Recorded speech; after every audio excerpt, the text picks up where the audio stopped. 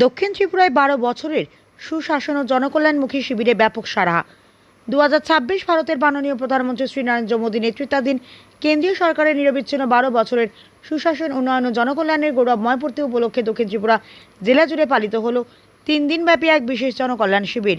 শান্তির বাজারের মুকুট অডিটোরিয়াম হলে আয়োজিত এই বর্ণাঢ্য অনুষ্ঠানটি স্থানীয় জনগণের মধ্যে ব্যাপক উৎসাহ উদ্দীপনা সঞ্চার করেছে।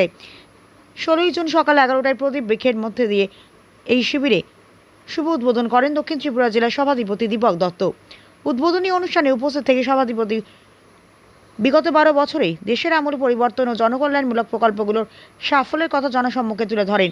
অনুষ্ঠানে বিশেষ অতিথি হিসেবে উপস্থিত ছিলেন দক্ষিণ জেলার জেলা শাসক মোহাম্মদ সাজাদ PIAS, শান্তির বাজারের মহকুমা শাসক তরুণকান্তি সরকার, শান্তির বাজার বিধানসভা কেন্দ্রের বিধায়ক প্রমোদ রিয়াং, শান্তির বাজার পুর পরিষদের চেয়ারম্যান স্বপ্না বৈদ্য, ভাইস চেয়ারম্যান সত্যব্রত সাহা, মণ্ডল সভাপতি দেবাশিস ভৌমিক সহ অন্যান্যরা।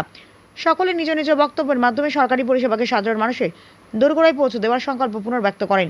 শিবির প্রাঙ্গণে বিভিন্ন সরকারি দপ্তরের পক্ষ থেকে একাধিক স্টল খোলা হয়েছিল, যা সাধারণ মানুষের বিশেষ আকর্ষণের কেন্দ্রবিন্দুতে পরিণত হয়।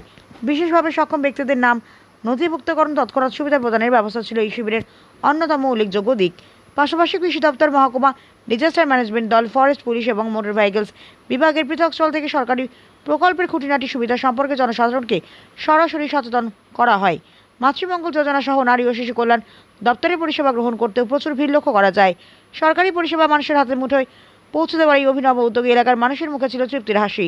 প্রশাসনের উচ্চপদস্থ কর্মকর্তাদের সাথে সরাসরি কথা বলার সুযোগ পেয়ে উপভোক্তারা তাদের বিভিন্ন সমস্যার কথা তুলে ধরেন। প্রশাসনিক এই তৎপরতা এবং প্রান্তিক মানুষের স্বার্থে নেওয়া এই জনকল্যাণমূলক উদ্যোগ দক্ষিণ ত্রিপুরাবাসীর কাছে এক মাইল ফলক হিসেবে চিহ্নিত হয়ে থাকবে। 3 দিনব্যাপী এই শিবিরের সফল সমাপ্তিতে প্রশাসনের তরফে সর্বস্তরের মানুষকে ধন্যবাদ জ্ঞাপন করা হয়।